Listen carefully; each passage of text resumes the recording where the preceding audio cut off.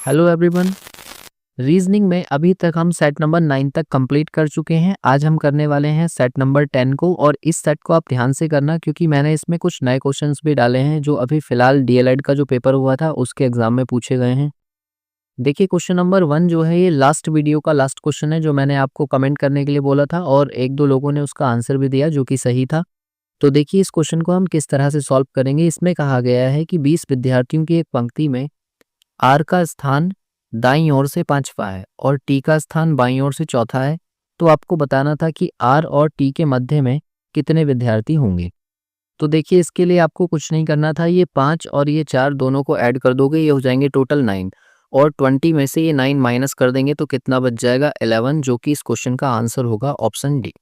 अगर आप चाहें तो इसका डायग्राम भी बना सकते हैं। देखो, जैसे मान के चलो ये एक पंक्ति है हमारी और इसमें टोटल कितने पर्सन है 20।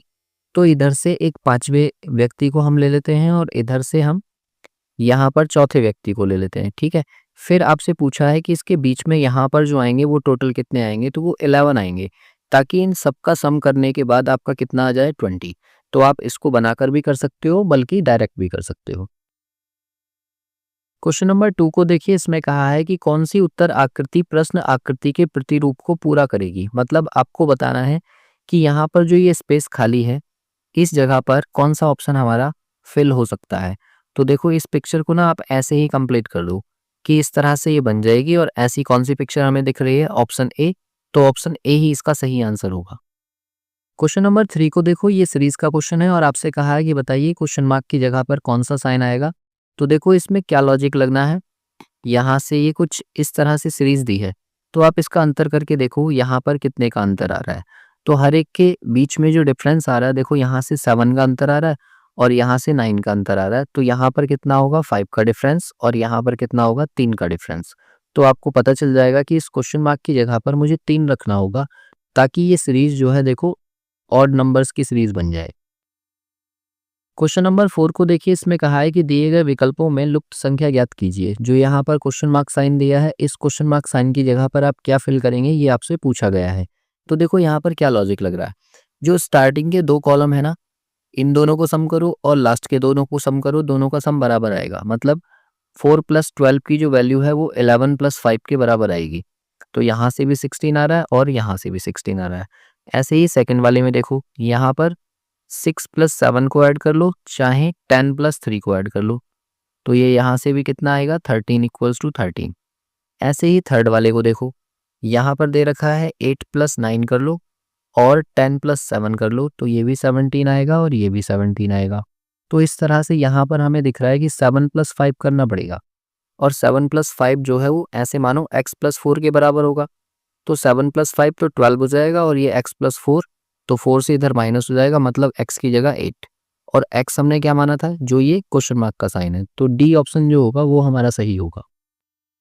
इसके बाद देखिए क्वेश्चन नंबर 5 को, इसमें कहा है कि नीचे दी गई श्रृंखला में ऐसे कितने 5 हैं जिनके ठीक पहले 7 है लेकिन तुरंत बाद में 9 नहीं है।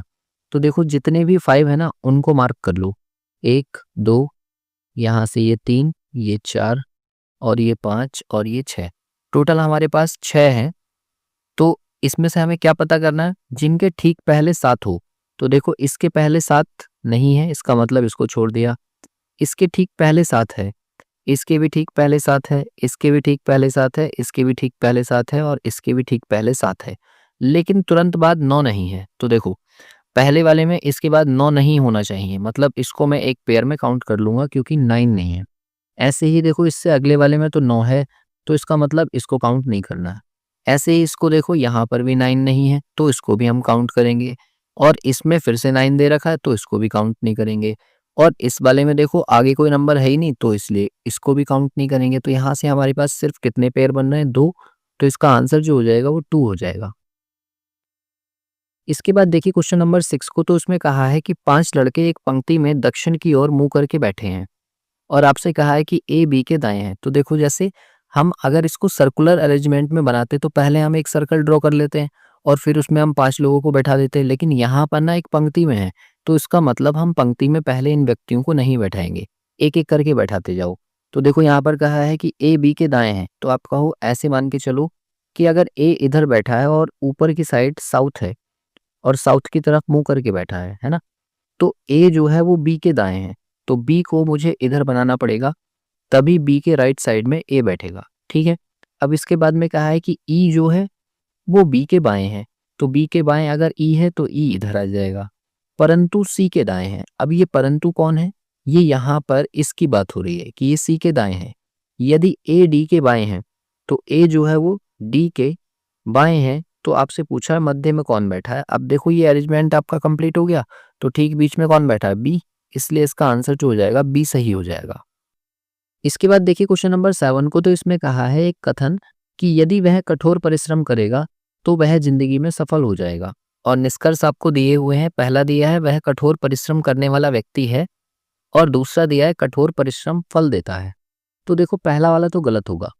क्यों गलत होगा, क्योंकि हम पहले ही ये बोल रहे हैं कि अगर परिश्रम करता है तब उसको सफलता मिलेगी, इसका मतलब वो परिश्रम करने वाला नहीं है, तो पहला तो गलत है।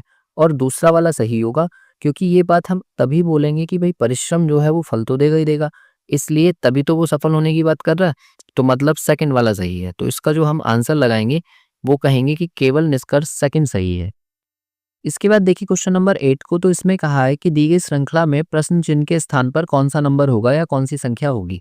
तो देखो इसके लिए ना आपको एक सीरीज दे रखी है CAT, फिर दिया है FDW, और फिर दिया है IGZ और क्वेश्चन मार्क। ठीक है, सबसे पहली चीज आपको लेटर के प्लेस जरूर याद होने चाहिए। तो देखो यहाँ 3 आएगा, ये 1 और ये 20। ठीक है, ऐसे ही ये 6, ये 4, ये 23, ये 9 हो जाएगा, 7 हो जाएगा, 26 हो जाएगा।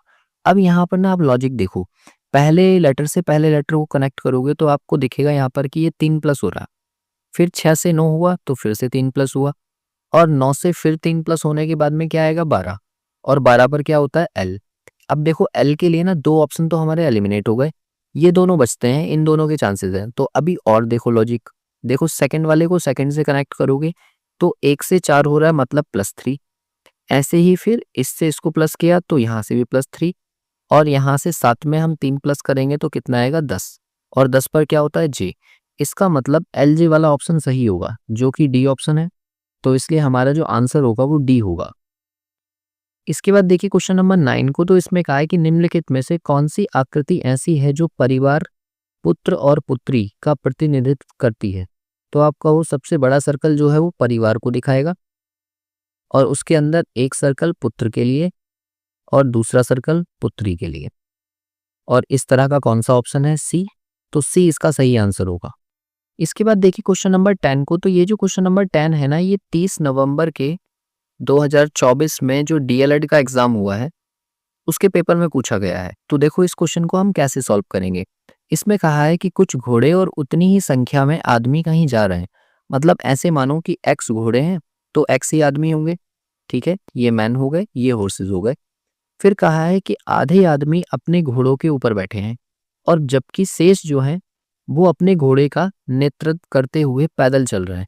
तो जितने आदमी थे X हमने माने थे, X/2 जो है ये तो हॉर्सेस के ऊपर बैठे हैं, और बाकी के जो X/2 हैं ये पैदल चल रहे हैं। तो यदि जमीन पर चल रहे पैरों की संख्या 70 हो, तो आप एक बात सोचो, ये जो X हमने माने थे ये घोड़े थे, और इनके पैर कितने होंगे 4, तो इसकी इंटू 4 से कर ली। और ये वाले जो व्यक्ति हैं X/2 ये पैदल चल रहे हैं, तो इसकी इंटू हमने 2 से कर ली, क्योंकि एक आदमी के 2 पैर होते हैं, और सबको अगर हम प्लस करें तो वो कितने के बराबर है, 70, वो हमसे कहा गया है। अब इसको सॉल्व कर लो, इस वाले 2 से ये 2 कट जाएगा तो यहाँ से मिलेगा 5x = 70, और 5 से इसको कट कर देंगे तो x = कितना आ जाएगा 14, और x = 14 मतलब हमने हॉर्सेस का नंबर कितना माना था, x ही तो माना था, तो इसलिए हमारा आंसर जो होगा वो C ऑप्शन करेक्ट होगा। इसके बाद देखिए क्वेश्चन नंबर 11 को, तो 11 भी जो है वो भी 30 नवंबर के DLED वाले पेपर में ही पूछा गया क्वेश्चन है, और देखिए ये कैसे सॉल्व किया जाएगा।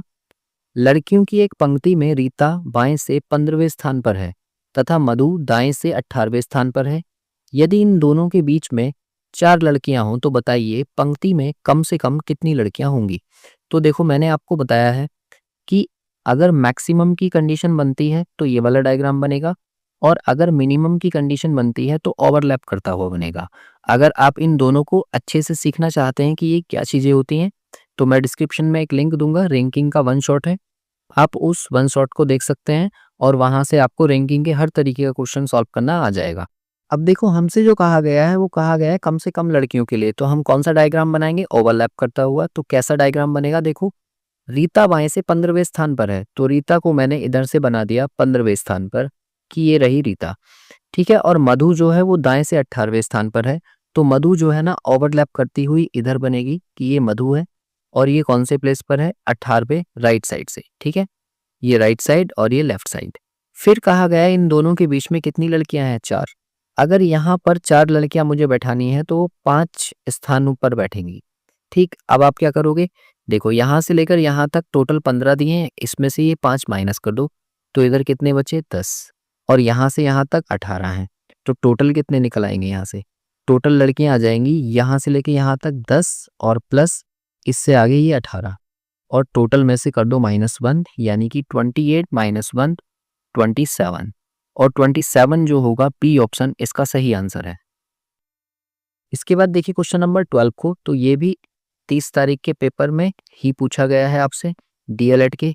इसमें पूछा गया है कि वंडरफुल एक वर्ड दिया हुआ है और इसमें कहा गया है कि बताइए आप कि अगर इसको हम अंग्रेजी वर्णमाला के क्रम के अनुसार क्रमबद्ध कर दें तो कितने इस अक्षरों का स्थान अपरिवर्तित रहेगा। तो देखो वंडरफुल लिखा है WONDERFUL। सबसे पहले आप क्या काम करो, लेटर की प्लेस लिख लो।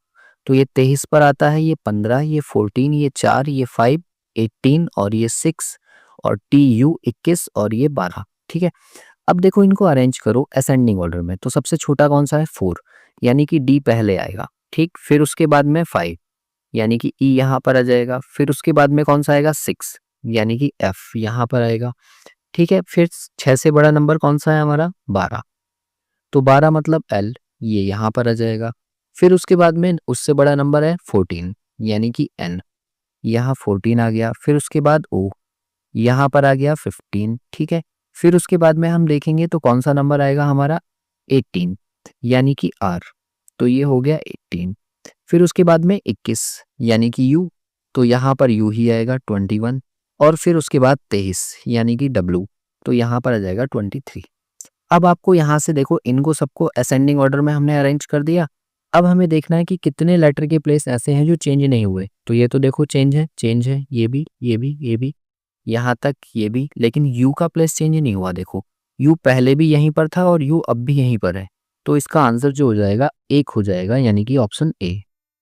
इसके बाद देखिए अगला क्वेश्चन है नंबर 13। इसमें कहा गया है कि 4:40 पर घड़ी की दोनों सुइयों के बीच कितने अंश का कोण बनेगा। तो एंगल बिटवीन टू हैंड्स के लिए मैंने आपको एक फॉर्मूला लिखवाया है, 60H - 11m/2, ठीक है। ये एंगल आपको निकाल देगा, जहां पर H जो है वो घंटे को रिप्रेजेंट कर रहा है और M जो है मिनट को रिप्रेजेंट कर रहा है। इसका मतलब 60 इंटू H की वैल्यू 4 दी है, डिफरेंस 11 इंटू M की वैल्यू दी है 40 और अपॉन 2। इसको आप सॉल्व करो तो ये हो गया 6 चौक 24, 240, डिफरेंस 11 चौक 44, यानी कि 440 और अपॉन 2। दोनों को कर दो माइनस, तो जब आप इनको माइनस करोगे तो ये बच जाएंगे 042, यानी कि 200 और अपॉन 2, तो इससे ये कैंसिल आउट हो जाएगा, यानी कि 100 डिग्री। तो आप कहोगे कि दोनों सुइयों के बीच में 100 डिग्री का एंगल बनेगा, जो कि ऑप्शन बी में दिया हुआ है और बी ही सही है।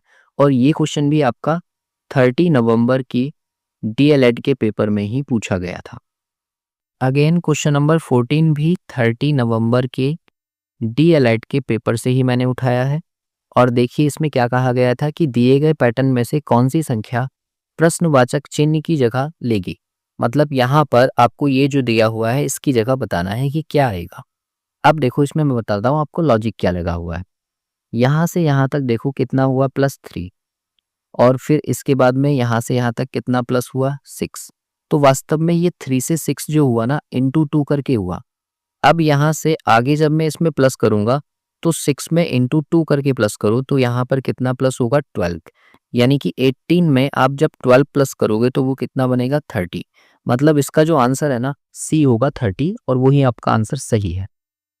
इसके बाद देखिए क्वेश्चन नंबर 15। अगेन ये भी 30 नवंबर के डीएलएड के पेपर में ही पूछा गया है।